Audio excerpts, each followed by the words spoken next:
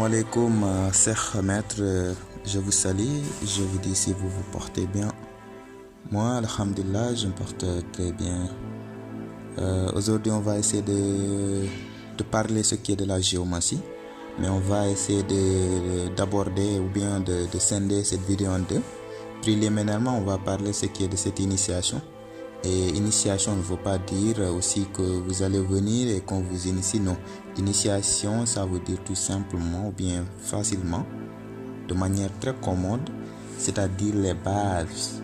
On ne vient pas, on tape un thème géomatique instantanément ou bien de manière comme ça. Non, il faut une initiation, il faut une base d'abord. Donc, après cela, on va entamer un thème et après cela, on va essayer de l'interpréter de manière simple. Voilà. Comme on dit, la géomancie ne ment pas à celui qui connaît bien l'interpréter. Voilà. Comme tout procédé mystique, on a besoin de certains prérequis. Surtout aussi l'intention. Surtout l'intention. Voilà. En termes de la géomancie préliminaire, il faut avoir l'intention. Primero, il faut avoir l'intention que je suis en train de vraiment. Et la géomancie, on ne le tape pas n'importe où, n'importe comment. Voilà, c'est ce qui matérialise vraiment certainement des choses que vous voyez rien. Parce que en géomancie, on utilise les éléments. Et les éléments bougent. Par exemple, quand il y a la pluie, on n'utilise pas la géomancie. Pourquoi? Parce qu'il y a beaucoup de vent. Voilà. Si l'élément vent vient dans ça, est-ce que l'élément est stable? Non. Parce que c'est en ce moment qu'on ne peut rien voir là-dessus. Voilà. Donc, s'il y a beaucoup de pluie aussi, il y a beaucoup d'eau. Donc, vous voyez jusqu'à présent, il n'y a pas la stabilité de l'élément. L'élément bouge à chaque fois. C'est pour cela qu'on ne peut pas le concevoir, on ne peut pas le continuer, on ne peut pas l'interpréter de manière simple, de manière aussi à savoir la justesse de la chose. Et aussi ce qui est de sacrifices. Donc, la plupart, c'est les colas. Voilà, les colas qui ne dépassent même pas 7. Vous pouvez vous pouvez faire un seul, 3 ou 7. Voilà. Donc la grandeur ne compte pas vraiment. Voilà. Avant de le faire, il est conseillé de le donner. Voilà, parce qu'on manipule des choses. Ces choses ont besoin de certaines aussi choses. Voilà. Donc la plupart ces sacrifices, ça dépasse pas cela. Voilà. On parlera aussi sur ce qui est de ces plantes.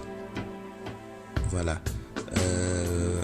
Bon, ici ça sera un peu difficile parce que je crois la langue de certaines personnes peut l'appellation de cette plante peut différencier d'un endroit à un autre. Donc c'est pour cela je mettrai un lien en PDF expliquant vraiment ce qui est de ce domaine des plantes. Inch'Allah Rabbuna. Ici on va parler de la figure lui-même.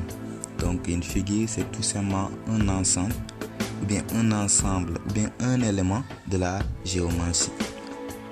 Alors que tous les ensembles de la géomancie c'est au nombre de 16.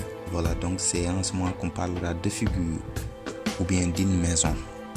Chaque maison, parce que référentiellement, chaque maison a ses propres réalités, a ses propres problèmes, a ses propres bonheurs, a ses propres malheurs.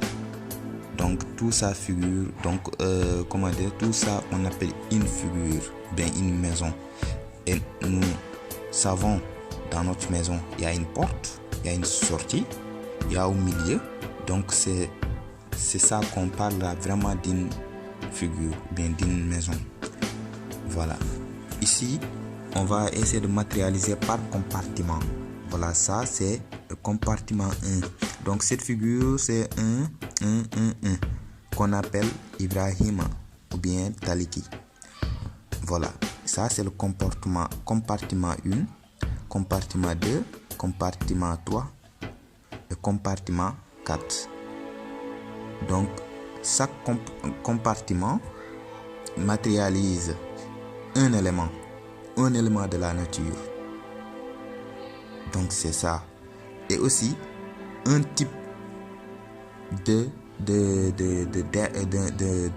d'un esprit. Voilà. Parce qu'on peut dire celui-là. Donc, toute figure paire, c'est un homme. Et toute figure impaire, c'est un djinn. Et celui-là, on sait que c'est 4. Donc 4 est pair. Donc on peut dire cette figure, c'est un homme. Voilà.